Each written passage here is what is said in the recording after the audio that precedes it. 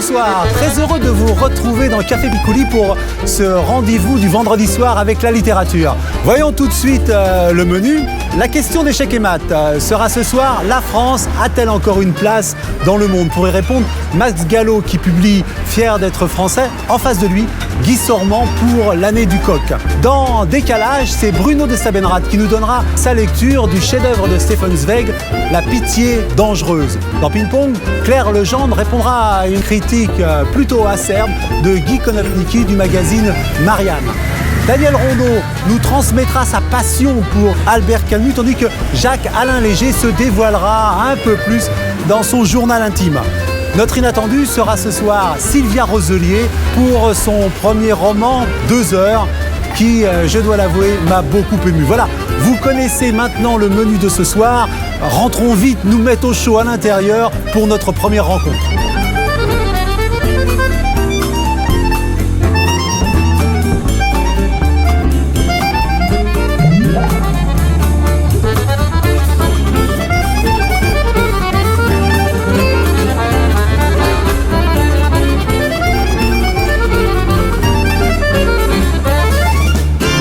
Le thème de notre échec et maths ce soir: la France a-t-elle encore sa place dans le monde? Pour répondre à cette question, Max Gallo, qui vient de publier Fier d'être français aux éditions Fayard, et Guy Sormand, L'année du coq, également aux éditions Fayard, mais le coq, en l'occurrence, ce ne sera pas un jeu de mots sur la France, puisqu'il s'agit de la Chine. Hein. Donc, nous reviendrons. Alors, Max Gallo, je vais vous présenter. Vous êtes né en 1932, fils d'émigrés italiens. Vous avez d'abord été militant communiste en usine. Vous avez été professeur au lycée de Masséna et ensuite à la faculté de Nice. Et même à Sciences Po. Et même à Sciences Po. Mais par contre, vous êtes un déçu du mitterrandisme, déçu de Mitterrand. Vous avez été porte-parole du gouvernement Mauroy en 83 et vous avez été député socialiste européen pendant une dizaine d'années. Guy Sormand, alors en ce qui vous concerne, vous êtes né en 1944 ? Oui. Oui, alors Sciences Po, Languedoc et NARC. On peut dire que votre pensée est d'inspiration libérale revendiquée ? Ah ben, libéral, cosmopolite, mondialiste, tout ce que vous voulez. Rien du coq gaulois, donc. Rien de gaulois. Il y a du gaulois. Alors bien, on va revenir donc sur vos 2 livres pour dire ce qu'ils contiennent. Fier d'être français, c'est quand même un coup de gueule, Max Gallo, contre ce qu'on appelle aujourd'hui les déclinologues, ou tous ceux qui sont, j'allais dire, tentés par la repentance en matière d'histoire et par le déclin de la France, qui sont des sortes de prophètes du déclin de la France. En ce qui vous concerne, Guy Sormand, L'année du coq, oui, donc paru chez Fayard, c'est un livre dans lequel vous semblez dire qu'on se trompe de danger en ce qui concerne la Chine, que c'est peut-être pas son expansion économique, mais sa puissance militaro-politique qui sera un danger dans votre livre. La Chine n'est pas dangereuse. Le Parti communiste chinois l'est. Voilà, vous dites je distingue entre les deux. Voilà, on va dire, ici, peut-être qu'il ne va pas être d'accord un gaulien socialiste ou un socialiste gaulien, on va, et de côté un libéral revendiqué. Est-ce que le portrait vous va? Oui, si vous voulez. Voilà, on va commencer comme ça.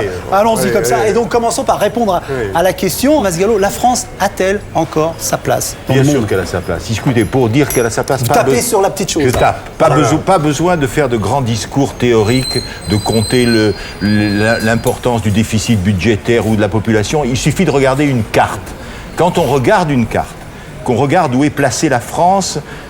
Dans la géographie, tout simplement, on sait que la France a un poids considérable qui tient d'abord à sa géographie. Elle est au bout de la grande plaine européenne, elle est au contact de la Méditerranée, Atlantique, Manche, Nord, Sud, Ouest et Est. Elle est le lieu de passage obligé entre l'Espagne, entre le Sud et le Nord, et c'est pourquoi elle est un lieu de rencontre. Non, la géographie, on ne vit pas dans la même géographie à la même époque. Parce que là, pour moi, on est à l'époque d'Internet, on est à l'époque du web, donc le fait que la France soit là où elle est ne m'intéresse pas du tout. Les camions qui passent d'Espagne en Hollande, ils passent par Internet. Les circuits intellectuels, le circuit des idées, les circuits économiques, ils ne sont plus aujourd'hui dépendants d'une géographie territoriale. Alors, pourquoi est-ce contradictoire? Non, mais il y a une géographie de l'esprit. C'est-à-dire que il y a une singularité française, mais c'est pas une singularité géographique. C'est une singularité de l'esprit. Je constate que, en voyageant beaucoup, la France, petite puissance, garde un rayonnement. Alors c'est peut-être celui d'un astre mort, dont vous parle un peu de Louis XIV, mais c'est pas de la géographie, c'est de l'histoire. C'est pas l'histoire. Parlons de l'histoire. Non, mais on doit parler de la géographie, parce que là, je reconnais la négation de la réalité fondamentale. On parle d'Internet. Qui dit que je suis hostile à Internet simplement parce que je dis, écoutez, nous touchons la Méditerranée. Toucher la Méditerranée, ça veut dire être à 150, 200 km des côtes du Maghreb. Ça veut dire être au contact direct avec l'Afrique du Nord, avec une autre civilisation. Lui, vous devez convaincre. Ça, c'est une réalité. La situation des États-Unis, qui sont maîtres d'Internet, qui sont un continent, ça n'est pas d'être au contact du monde islamique, par exemple. Géographiquement parlant. Vous ne croyez pas à la prédominance, enfin, à l'importance de cette situation Non, pas un instant. Je crois qu'aujourd'hui, les peuples ont des singularités de civilisation, mais cette notion de géographie m'échappe. Au surplus, je me demande où est la France. Je vois par exemple que 2 millions de jeunes Français travaillent à l'étranger, en Angleterre, aux États-Unis, en Belgique, pour des raisons intéressantes. Ils sont la France, c'est-à-dire que ce n'est plus une France géographique. Revenons sur l'histoire, parce que tout de même, vous avez des positions en ce qui concerne l'histoire, cette fierté de l'histoire, cette non-repentance. Il se passe des choses en ce moment, ne serait-ce qu'autour de la non-commémoration d'Austerlitz. Vous avez dit des choses dans ce domaine-là. Moi, je crois que l'histoire de la France, comme toutes les histoires de toutes les nations, n'est pas une histoire d'une nation sainte et pure.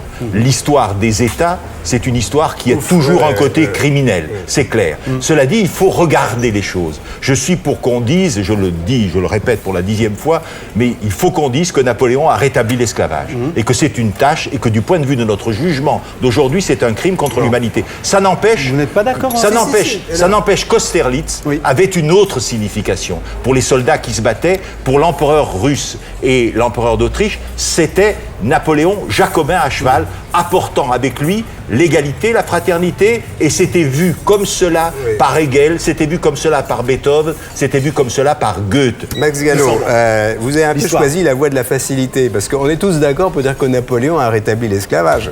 Ce qui est beaucoup plus intéressant, c'est de s'interroger sur la responsabilité de l'État pendant Vichy, c'est de s'interroger sur la responsabilité de l'armée française dans la colonisation de l'Algérie. On est en gros d'accord pour aller fouiller dans un passé très lointain, on est peut-être moins d'accord pour aller fouiller dans un passé immédiat. Moi, je suis tout à fait d'accord.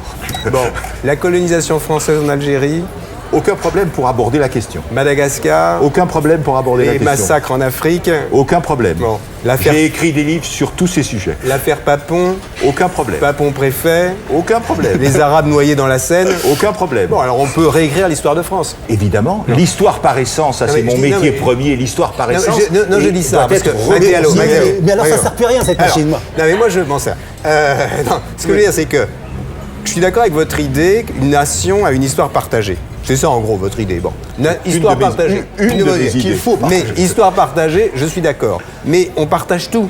C'est-à-dire, on partage les heures et les malheurs, on partage les horreurs, on repeint pas l'histoire en rose. Messieurs, je vais devoir vous emmener sur un autre sujet, parce que celui-ci, on était parti pour refaire toute l'histoire de France. Alors, on va revenir un peu au présent et vos positions sur l'islam. Oui. Quelle est votre position sur l'évolution de l'islam en France, par exemple? Écoutez, moi, d'abord, je prends un constat.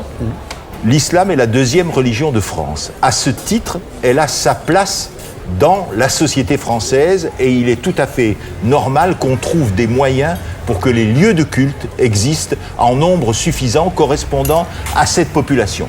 Maintenant, je crois, et ça c'est capital pour moi, je crois que si des musulmans, une minorité infime des musulmans, par exemple, cas précis, veulent interdire qu'on représente la pièce de Voltaire qui s'appelle le fanatisme ou Mahomet le prophète et qu'ils disent que c'est leur manquer de respect, évidemment je suis contre. Autrement dit, je veux que cette religion soit respectée dans le cadre de ce qui est essentiel, à mon sens, pour la vie de la nation et pour l'avenir, c'est-à-dire qu'il y ait un espace public laïque, dans lequel la liberté d'expression, le droit de représenter Voltaire, le droit de publier des caricatures soit admis. Voilà ma position. J'ai une position un peu différente. C'est-à-dire que nous sommes en train, en France, d'identifier les Français d'origine arabe avec l'islam. ce qui est très fâcheux, c'est qu'on crée des institutions musulmanes en laissant croire qu'elles représentent les Français d'origine arabe. Et ça, c'est très fâcheux. C'est comme si on disait aux Juifs de France, vous êtes représentés par le consistoire, une espèce de délire napoléonien. Mais Guy Sormand, où je m'étonne cependant, c'est qu'en général, les libéraux, dont vous êtes une figure emblématique, les libéraux ne sont pas du tout hostiles au communautarisme. Au contraire, quand on regarde les sociétés libérales, on se rend compte qu'il y a une espèce d'harmonie qui se crée entre le libéralisme économique qui arrase les nations, les fait disparaître, les considère comme obsolètes, et qui, au contraire, favorise et trouve tout à fait normal de traiter avec des communautés. Je suis d'accord avec vous pour dire que les problèmes économiques et sociaux, la difficulté de trouver tout simplement du travail sont des obstacles majeurs à l'intégration. C'est évident. C'est évident. Cela dit, vous êtes optimiste quand vous ne voyez pas surgir, en effet, dans notre société, comme réponse à la frustration précisément sociale, économique, les réponses communautaristes. Vos remèdes. Le remède, si nous avions une politique économique qui crée des emplois... Vous n'allez pas être d'accord, là, peut-être sur les moyens. Après, on peut discuter de la politique économique, mais la grande différence, la singularité française aujourd'hui, c'est quand même l'absence de croissance. Absolument. Alors que nous sommes entourés de pays en croissance. Et c'est pas la peine d'aller très loin. Il n'est plus nécessaire d'aller jusqu'aux États-Unis pour les trouver. Le modèle thatchérien? Non mais... Écoutez, c'est pas le modèle thatchérien, c'est le modèle libéral français. C'est celui qui a fonctionné, par exemple, avec Jacques Rueff au début du gaullisme. C'est lui qui a fonctionné à beaucoup d'époques. Simplement, il faut effectivement alléger un peu le poids des interventions publiques. Il faut accepter les règles du jeu de la mondialisation. Attendez, il ne faut pas avoir peur. Il faut pas avoir peur. Alors, des Indiens, des Chinois et maintenant des Italiens. Enfin, dès qu'un étranger se profile à nos frontières, dès qu'un étranger se profile à nos frontières, vous les plombiers polonais aussi. Bon, et les plombiers, j'ai oublié les plombiers polonais. Donc il y a une espèce de terreur. Mais c'est très sérieux. C'est-à-dire que je crois que l'économie française se porte mal en raison même de cette terreur de l'étranger. Moi, je sais que si nos politiques, nos libéraux, s'imaginent qu'ils vont pouvoir courir derrière le taux des salaires chinois, indiens ou vietnamiens, bien évidemment, c'est tout à fait impossible. Alors qu'est-ce que nous voyons? Qu'est-ce qui me choque dans le discours libéral de la flexibilité, en disant il y a trop de charges? C'est de nous faire croire que nous pouvons entrer en compétition sur le terme du salaire avec des pays où vous avez des gens qui gagnent moins $1 par jour. C'est suicidaire, vous voulez dire. C'est de la folie. Ce qui me choque dans le discours, peut-être pas exactement celui de Sormand, mais en tout cas des libéraux, c'est de toujours chercher un modèle de développement à l'extérieur de la France. Vous les entendez parler du modèle danois, du modèle anglais, du modèle hollandais, du modèle allemand, du modèle américain, anglo-saxon, pourquoi pas chinois. Non, je suis un peu embarrassé. Je vais jusqu'au bout. Le peuple français est un peuple qui a une longue histoire derrière lui. Il acceptera des réformes si c'est lui qui les invente. C'est ça la vérité. Vous voulez que la Française veut être un modèle? Non, attendez, je suis embêté parce que Max Gallo parle des libéraux, je ne sais pas de qui on parle. Alors moi je ne parle pas du tout. Je ne parle pas du tout au nom des libéraux. Je parle au nom de, disons, au nom de Guy Sormand. Moi, je parle à mon nom. Mon travail. Je parle au nom de mon travail. Au nom de mon travail. Moi, tout ce que j'essaye de faire depuis 25 ans au moins, c'est d'essayer de rendre aux Français une tradition qui fut la leur, qui est la tradition libérale, celle du 19e siècle, ou même celle de Turgot, celle de Turgot, celle de Tocqueville, celle de Raymond Aron, et de dire, il y a deux traditions en France, qui est en gros la tradition étatique, que vous aimez bien, et puis la tradition libérale, que j'aime bien. Et la France se porte bien quand les deux sont reconnus comme tels. La solution, donc l'approche libérale pour vous? La solution, c'est surtout d'arrêter d'avoir peur du monde. Les Français ont peur de tout, ils ont peur du monde, il faut arrêter d'avoir peur du monde. Il faut être fier d'être français. Voilà. On ne reprend pas le débat et je vais me permettre de conclure. En tout cas, je cite vos livres. Max Gallo, fier d'être français chez Fayard. Guy Sormand, l'année du coq, chinois et rebelle chez Fayard. Dans la tradition, vous êtes serré déjà la main, mais vous pouvez recommencer, messieurs. Merci beaucoup. Merci beaucoup.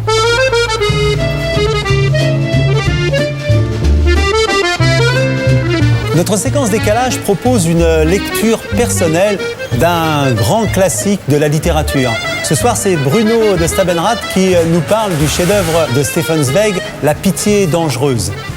Dans les années 90, Bruno de Stravenrath est un acteur, un musicien, un scénariste célèbre, mais il voit sa vie complètement bouleversée un jour de 1996 dans un accident d'automobile qui le laissera cloué dans un fauteuil roulant. Il commande pour nous ce soir ce roman d'amour de Stefan Zweig, La pitié dangereuse, dans laquelle un officier allemand est complètement fasciné par Edith, une jeune femme riche et paralytique.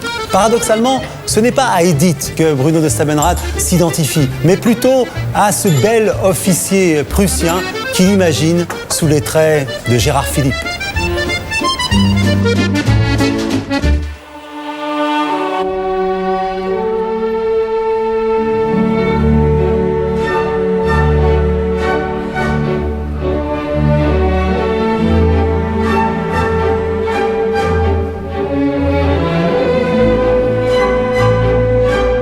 La pitié dangereuse, Stefan Zweig, c'est un roman qui se situe avant la Première Guerre mondiale, qui est l'histoire de Anton Hofmüller, d'un jeune et flamboyant officier de cavalerie. Et un jour, dans une pâtisserie viennoise, il rencontre une jeune fille très belle qui s'appelle Yona. Et il apprend qu'elle fait partie d'une grande famille très riche, aristocratique. Et donc, il fera tout, un peu comme dans Gérard Philipe dans Les Grandes Manœuvres, pour connaître cette famille. Il y a un bal qui s'improvise avec des valses, avec un quatuor à cordes. Donc Anton Hofmüller invite galamment tout le monde à danser, et puis il va inviter Edith, la jeune sœur, qui fait un peu la tronche. Et au moment où il va l'inviter à danser, il se rend compte trop tard qu'elle est en fauteuil roulant. La fille réagit très mal, bon, moi ça m'a fait rire, mais dans le livre de Stefan Zweig, la fille réagit très très mal. Et lui, évidemment, il s'en va, il se dit, ça c'est foutu, quoi.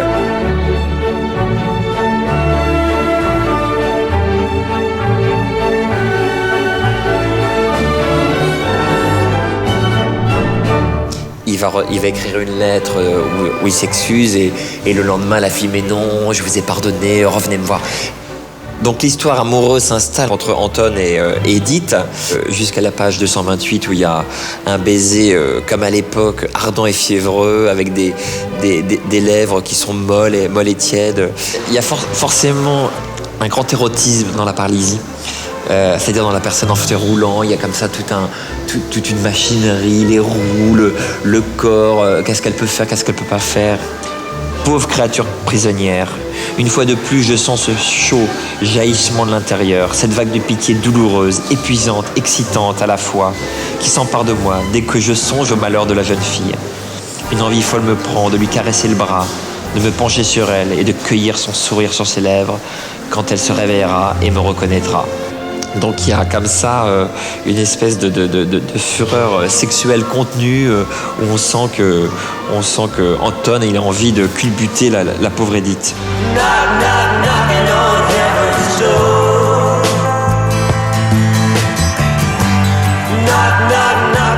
Alors évidemment, le jeune cavalier Anton Hofmüller aurait pu s'appeler von Stravenrath, étant moi-même d'origine prussienne, et qui a un parfum de grande manœuvre. Et l'idée du fauteuil roulant, l'idée de la paralytique, évidemment, ce personnage me touche beaucoup parce qu'il est dans sa dimension, je dirais, la plus pathétique. Et 100 ans après, quand moi j'ai écrit Cavalcade, évidemment, la science, la médecine, le regard sur le handicap a forcément évolué. Alors moi, je vois dans la pitié dangereuse, vraiment une pitié qui est dangereuse, qui est pathétique, qui est terrible, quoi. Je veux dire, les pneus sont crevés, quoi. La pauvre fille, elle avance plus dans son fauteuil, la famille est comme ça larmoyante, elle est toujours en train de se plaindre, elle est tout le temps un peu comme ça, un peu revêche, elle a un côté déjà vieille fille avant l'âge, alors qu'elle a que 17 ans. Moi j'ai eu, peut-être aussi parce que j'ai du mal à me voir en fauteuil, mais il y avait une espèce de parfum un peu suranné dans la description d'Edith. J'avais l'impression de voir ma grand-mère. Mama, take this badge off of me. I can't use it. Moi, indéniablement, je suis Anton Hofmüller, quoi. C'est-à-dire, je suis ce cavalier en chalaco avec pourpoint, avec les bottes en cuir. Ouais, c'est marrant, mais c'est drôle, je pense tout le temps à Gérard Philippe quand je lis La Pitié dangereuse. Je le vois, ce jeune cavalier comme ça, avec sa petite moustache, qui veut à la fois frimer auprès de ses camarades, qui est prêt à se battre en duel et qui, soir venu, va faire sa bonne action dans le bon château parce qu'il est sûr de bien bouffer, il est sûr de bien boire et puis il y a cette espèce de fascination pour le luxe, quand on le ramène en voiture, avec le chauffeur. Ça m'interpelle beaucoup. Et puis j'ai été militaire, donc ça me rappelle beaucoup de choses. Ouais. This is the end, beautiful friend. De même que les nerfs réclament une quantité de morphine de plus en plus grande, de même l'âme a besoin de plus en plus de pitié. Et finalement, elle en veut plus qu'on ne peut lui en donner. Le moment vient inévitablement où il faut dire non et ne pas se soucier si celui à qui on le dit vous hait plus pour ce non que si vous aviez toujours refusé de l'assister. Oui, mon cher lieutenant, il faut savoir dominer sa pitié, sinon elle cause plus de dégâts que la pire indifférence. Et la grande différence aujourd'hui, c'est que grâce à des gens comme Patrick Segal, grâce à des grands témoins en fauteuil roulant, on a vu tout d'un coup que la paralysie était pas synonyme d'apitoiement, qu'on pouvait continuer à vivre, et qu'il y avait une forme même, je dirais, de nouvel héroïsme. Où c'est pas parce qu'on est en fauteuil roulant que la vie s'arrête et qu'on va être condamné au regard de la société. This is the end, beautiful friend.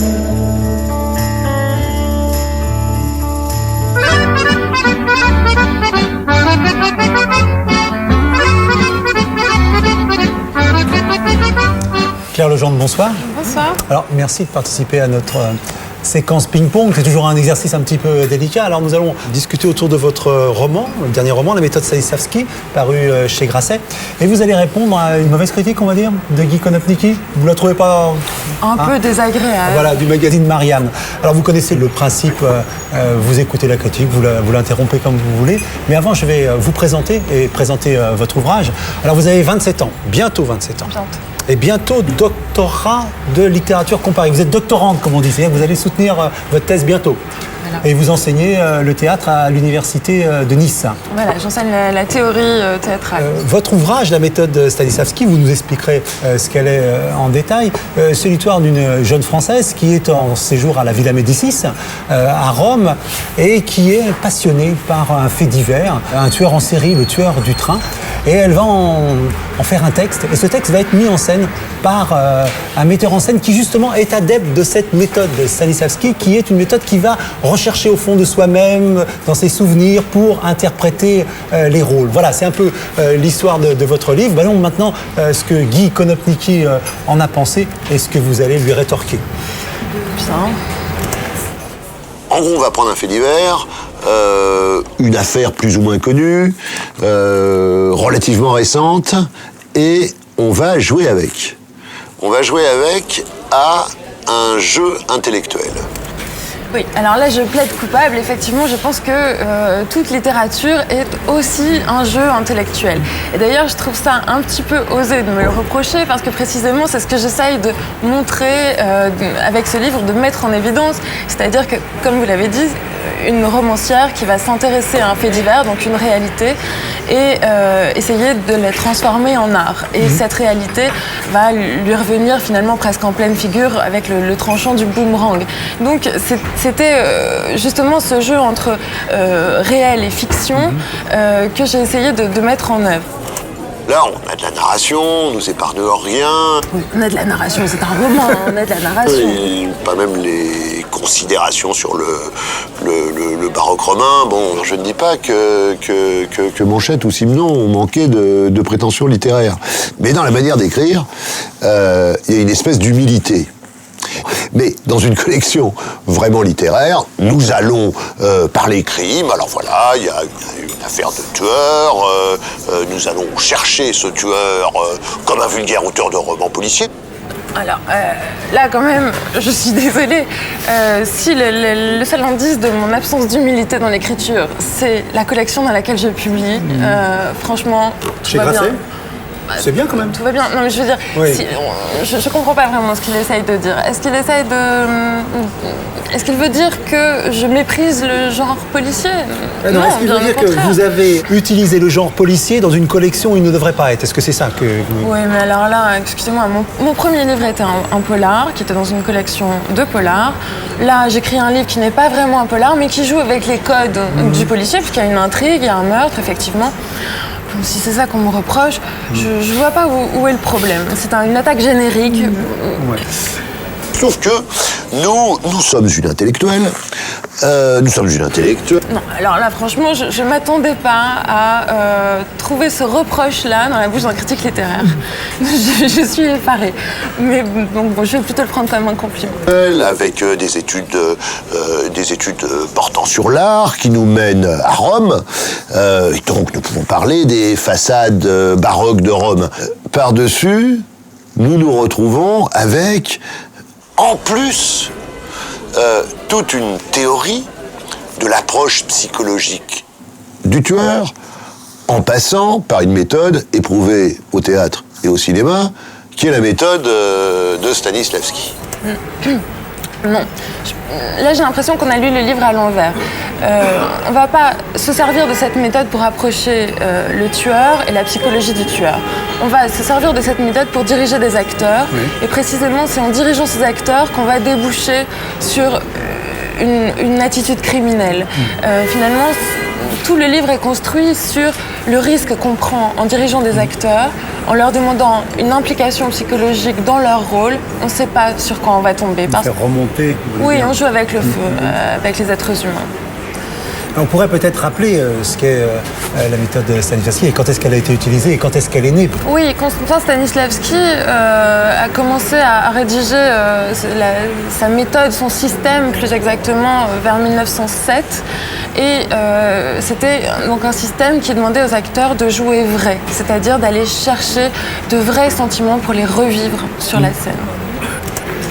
Là, on est dans un roman qu'on va dire gentiment foisonnant, où on met beaucoup de choses, mais on met beaucoup de choses du narrateur, de la narratrice.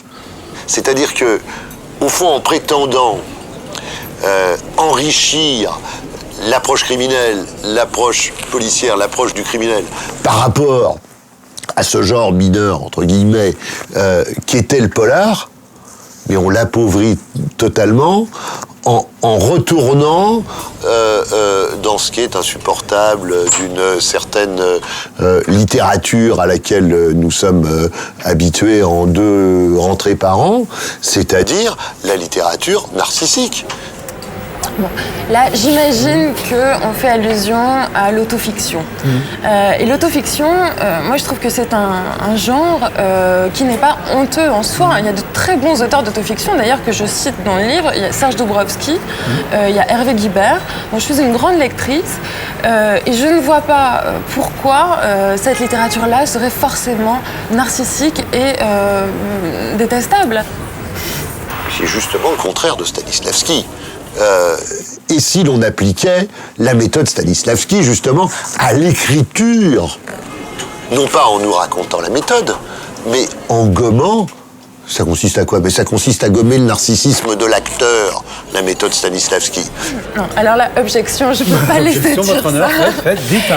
La méthode Stanislavski ne peut pas consister à gommer le narcissisme de l'acteur, puisque précisément, on va demander à l'acteur d'aller chercher dans sa mémoire affective des sentiments, des émotions qu'il a ressentis pour pouvoir les revivre en scène.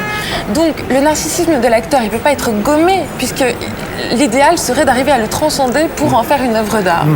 Donc, évidemment, appliquer cette méthode à l'écriture, ça veut dire forcément faire un détour par l'autofiction, par ses propres souvenirs, par son propre vécu. Ceci est tout de même un peu triste parce qu'au fond, il y a une bonne matière, mais c'est toujours mieux d'appliquer les méthodes que de les exposer. En effet, c'est beaucoup mieux d'appliquer les méthodes que de les exposer. Encore faut-il les connaître pour pouvoir les appliquer. Et je me permets d'inviter solennellement Monsieur Konopnicki à assister au cours que je donne à l'Université de Nice. Souvent, j'y parle de la méthode Stanislavski. Je pense que peut-être après, il aura un autre regard sur ce livre. Bon, en tout cas, moi, je conseille à tout un chacun de lire la méthode Stanislavski de Claire Legendre. Et puis, bon, pourquoi pas aller assister avec Guy Konopnicki au cours de Claire Legendre. C'est à Nice, c'est bien ça? Voilà. Alors, rendez-vous là-bas, dans l'amphithéâtre.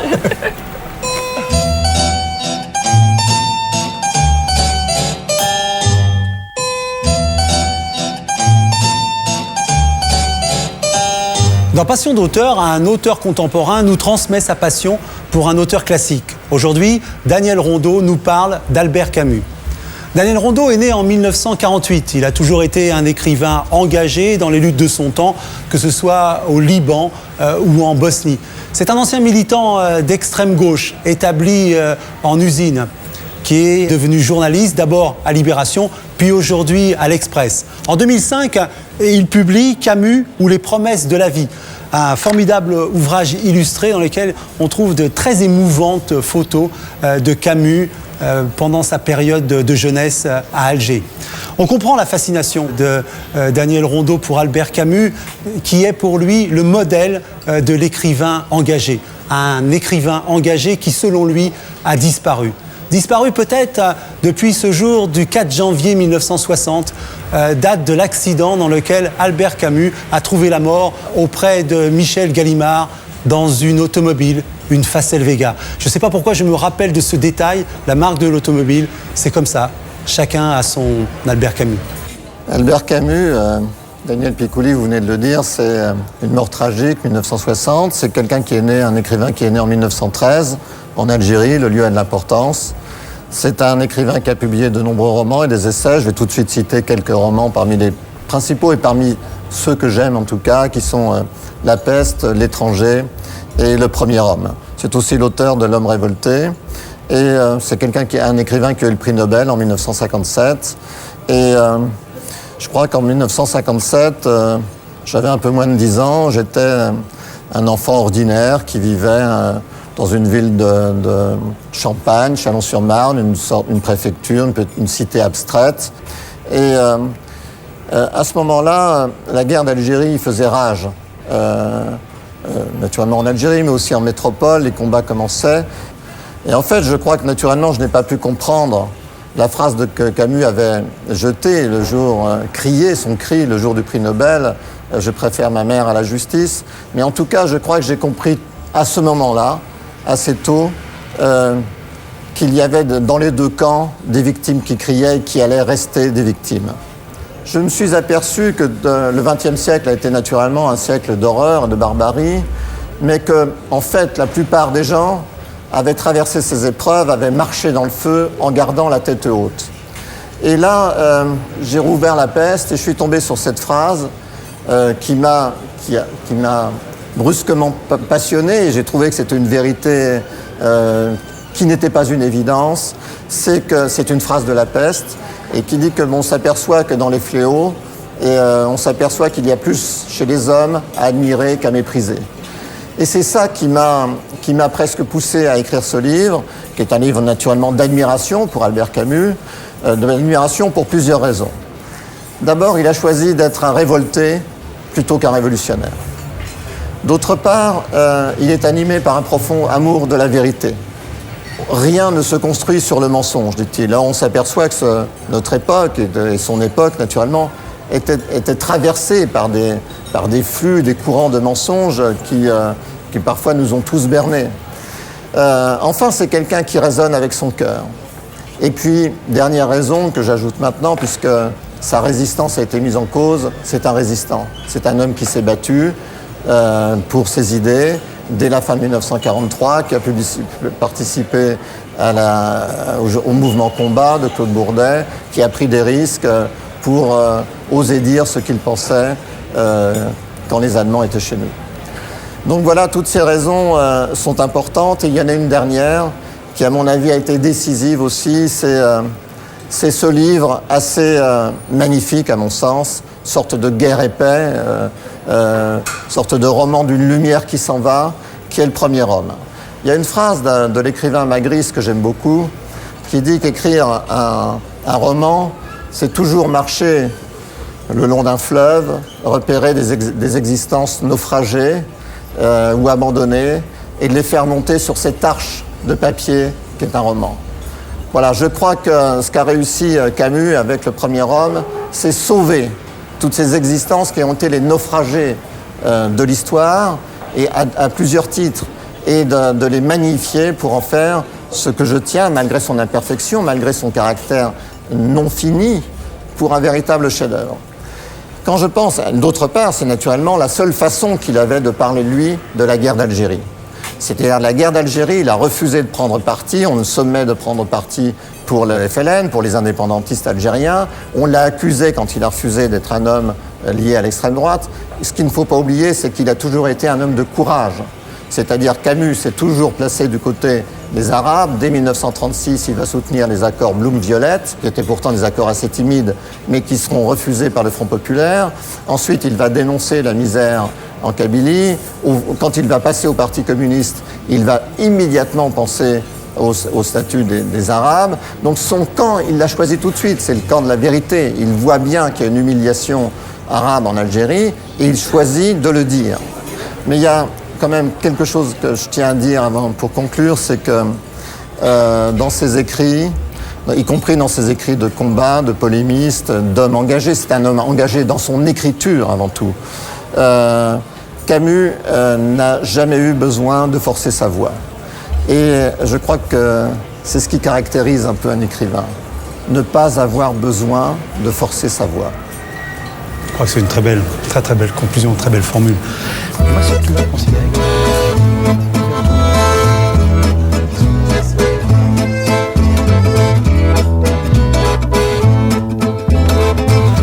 Jacques-Alain Léger est l'auteur de Monsignor, un best-seller international.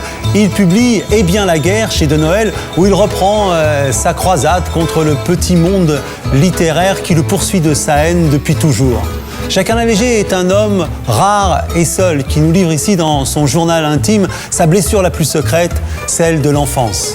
Il passe par ses racines musicales underground pour nous montrer que toute cette haine n'a en rien entamé sa sensibilité artistique.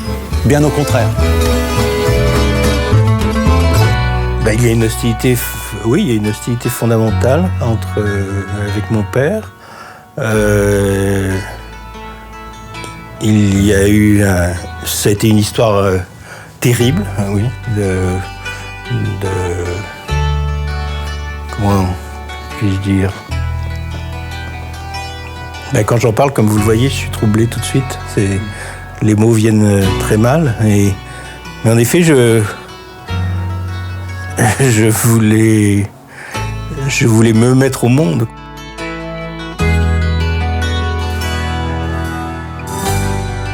Alors, entre mon frère aîné et moi, il y a eu un frère qui est mort-né. Et j'ai été en quelque sorte conçu par ma mère comme, non pas moi-même, mais le remplaçant.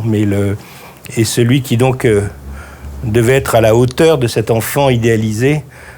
Et ma mère, qui était une femme hypersensible et elle-même sujette à la dépression, avait des instants dans ma toute petite enfance où tout d'un coup, elle ne s'occupait plus de moi, mais de cet enfant. Et c'était extraordinairement troublant pour moi, évidemment. C'était très, très dérangeant. Elle entendait pleurer cet enfant qui n'existait pas. Et pour moi, c'était et moi, je suis là. Je suis là, je veux être là, j'existe. Et je crois que c'est un des moteurs de l'écriture pour moi. La pluie tombe avec la nuit, je repose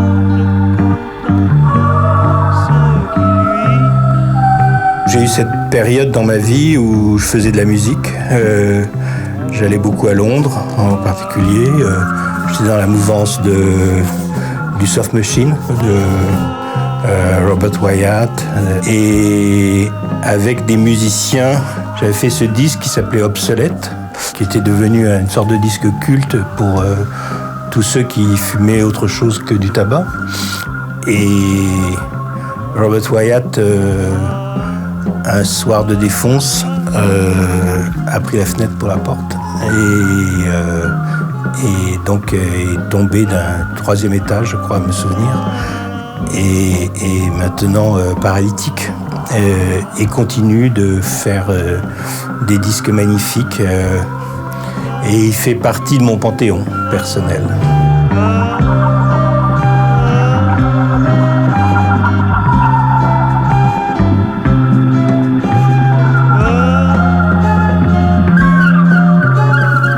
Comment je me sens ? Flottant. Je suis depuis 2 ans dans une sorte de dépression étrange qui fait que je ne parviens plus à écrire. Je suis depuis l'enfance atteint de cette maladie qu'on appelait avant maniaco-dépression et qu'on appelle maintenant la bipolaire, qui sont des alternances de joie, de suractivité cérébrale, et puis des abattements. Comment demeurer l'équilibriste sur le fil tendu comme ça entre ces 2 gouffres, parce que il y a quelque chose de terrible dans la joie aussi. Et donc des 2 côtés, c'est un risque mortel. Et il faut être là, essayer de danser au milieu, de ne pas se faire happer par un gouffre ou l'autre. Mais évidemment, c'est facile à dire, mais c'est pas si facile à vivre.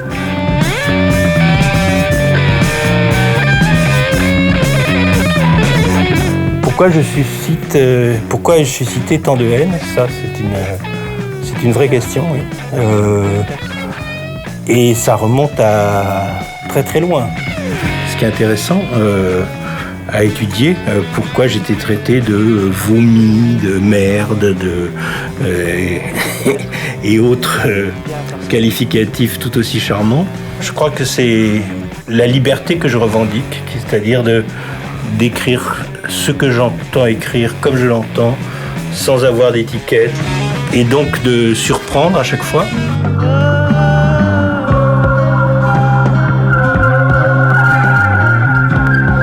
Je suis descendu à ce bar qui s'appelait le Pont Royal. Je me suis assis, et la table à côté, sur le coup je m'en suis pas rendu compte, et c'est tout d'un coup en entendant parler ces 2 hommes face à face. L'un était Francis Bacon et l'autre était Michel Léris.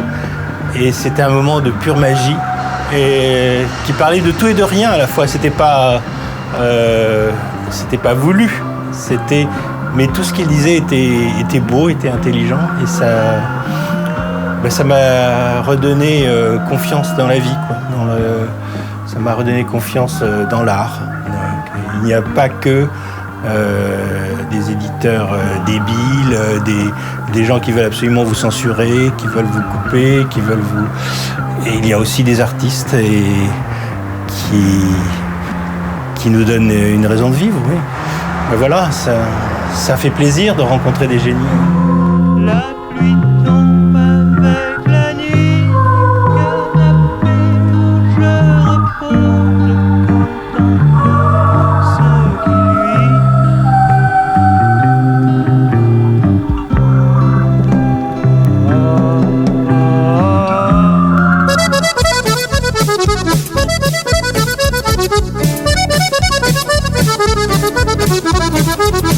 Sylvia Roselier, bonsoir. Bonsoir. Alors vous êtes notre inattendu ce soir pour votre roman 2 heures, paru aux éditions Le Passage. Alors je vais dire une chose que je ne dis pas d'ordinaire tout de suite. Avant de parler de votre livre, j'aime beaucoup et il m'a fait pleurer. Vraiment, il m'a fait pleurer. On va en parler. Non, pas désolé, au contraire. C'était de très très belles larmes et je ne les regrette pas. Alors d'abord, parlez de vous, votre bio. Vous êtes né en 71, c'est pas encore indiscret, on a le droit de le dire. Vous avez fait des études de droit que vous avez arrêtées très rapidement parce que vous êtes passionné par l'écriture. Alors vous avez pris un travail de juriste et vous écrivez la nuit. Alors ce livre, pourquoi il m'a à ce point ému ? Ce livre, simplement déjà en dire l'histoire et on va comprendre. Une femme, une mère, attend son enfant qui revient de vacances avec son père. Elle revient en avion. Et on lui annonce que cet avion, un avion qui s'est écrasé à Sharm el-Sheikh, un petit peu après le décollage. Donc cette femme pense que sa fille est morte. Et elle va le penser pendant 2 heures, d'où le titre du roman. Et ce livre, je crois, est autobiographique. Alors qu'est-ce qui s'est passé ? L'événement, le point de départ, c'est exactement celui-là. Elle était partie en vacances avec son père et elle devait revenir ce jour. Et puis cette mère, en l'occurrence moi, dans la vraie vie, allume la radio et sur toutes les ondes, il y a l'annonce de cette catastrophe de Sharm el-Sheikh et l'avion qu'il devait prendre avait les mêmes horaires d'atterrissage et de décollage. Donc après, c'est tout le temps qu'elle imagine que son enfant est mort dans cet avion. Alors, ce temps, elle va le découper.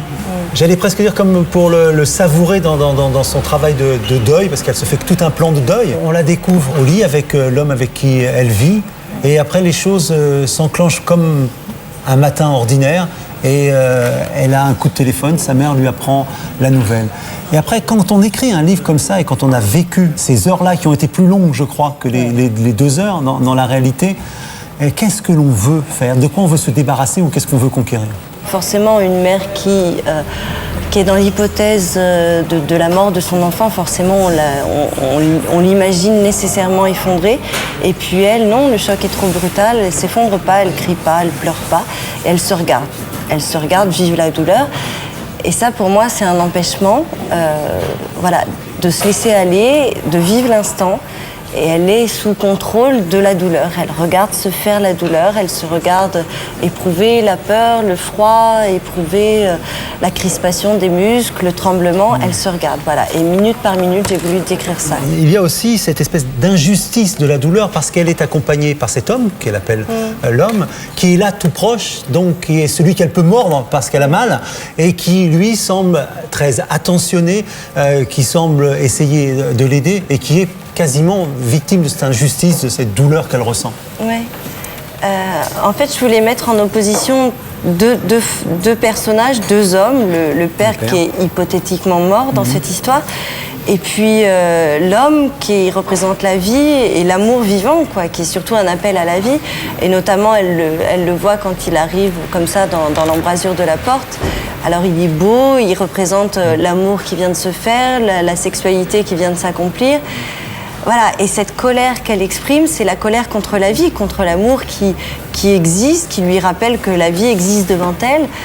Et alors que par confrontation et par opposition, il y a une espèce d'apaisement pour l'homme qui est le père, pour un amour qui finalement est mort, qui vit pas. Et puis voilà, parce que cet homme-là, c'est le souvenir, alors que l'autre, il représente la vie. Et dans ce moment-là, pour cette narratrice-là, c'est un affront, oui, il représente un affront de représenter si fort la vie. Le seul qui peut partager le souvenir de l'enfant et la densité de cet amour qui a été porté à l'enfant, c'est le père, parce que qui regardera les albums photos avec elle ? Qui va pouvoir occuper cette place ? C'est le père, quoi. C'est le père qui a vécu ces moments-là. C'est le père qui a vécu cet amour partagé pour l'enfant. Alors c'est pas l'amour entre eux, c'est pas un amour entre un homme et une femme, justement, c'est parce que cet amour-là, il est mort et apaisé. C'est en quelque sorte la tendresse du souvenir, parce que justement l'amour n'existe plus, donc il est attendri, il est apaisé, il est digéré. Mais c'est comme si c'était le seul témoin, justement, j'utilise ce mot-là, le seul témoin de l'amour concrétisé dans l'enfant. On a le sentiment que vous vous confrontez à un tabou universel, qui est la mort de son enfant. Moi, j'ai une fille de 8 ans. Et je n'ai pas pu un instant m'empêcher de penser à elle en lisant ce livre. Est-ce que vous savez, vous pressentez que c'est ainsi que va résonner votre livre dans la lecture chez les autres ? Je ne l'ai pas pressenti en l'écrivant. Je l'ai écrit avec une sorte... Je ne sais pas, c'est peut-être un peu présomptueux de le dire, mais une sorte d'évidence d'écriture. Je le pressens aujourd'hui aux réactions des lecteurs. Et voilà, je voulais que ça sonne juste pour le lecteur. Je voulais qu'il se transpose, qu'il soit dans la chair de cette narratrice, qu'il éprouve avec elle, pour qu'il se mette à sa place. Alors, ce livre se termine merveilleusement bien. Il se termine par une entrée en CP. On a envie que tous les enfants du monde entrent en CP et d'aller les attendre au bout de cette première journée. Et enfin, on apprend le prénom de cette petite fille tout à la fin, où elle reprend toutes ces dimensions qui sont incarnées par son prénom. Que veut dire ce prénom ? Il veut dire la douceur. Elle s'appelle Mei. Mei dans le prénom asiatique, comme ça, c'est une espèce, je trouve que, voilà, c'est une forme de douceur, ce Mei, quoi. Et c'est l'onomatopée qui a du baiser, le M de maman, c'est plein de choses. Et en même temps, c'est... Le M d'amour. Le M d'amour et le M de cette pensée qu'on partage avec toutes ces mères qui, elles, ont attendu leur enfant et qui n'est pas arrivé. Alors en tout cas, moi, au terme de cet entretien, je voudrais dire à tout le monde de lire ce livre. Vous allez pleurer, vous allez avoir des nœuds, vous allez être tendu, mais c'est du bonheur absolu. Et là, à cette heure-là, tout ce que je me dis, Marie, j'espère que ma fille dort bien, tout simplement. En tout cas, je voulais vous remercier. Merci beaucoup, c'est vraiment un très, très, très beau livre. Je rappelle votre livre, Sylvia Roselier, 2 heures, le passage, demain, dans votre librairie, tous. Merci.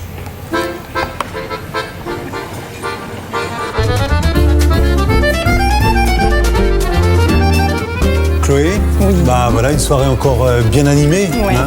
Alors bon, je voudrais te présenter un livre que tu connais bien, hein, c'est Michel Quint, L'espoir d'aimer en chemin. C'est son dernier roman qui se passe cette fois-ci pendant Michel Quint, il a écrit des romans policiers. Oui, il a écrit des romans policiers, tu as raison. Il a même eu le prix de la littérature policière avec Billard à l'étage. Donc un peu de lecture pour toi. Hein, on revient toujours avec bonheur au polar et à Michel Quint. Voilà. On y va. Voilà, on y va.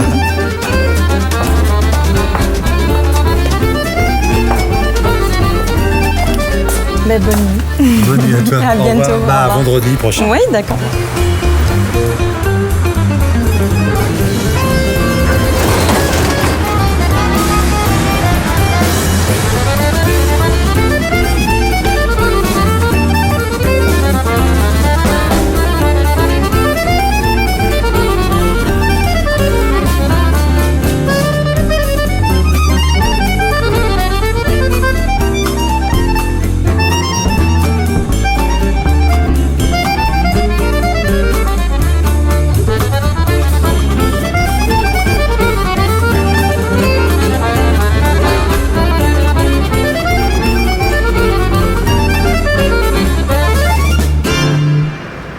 Ah ben le monsieur il est passé.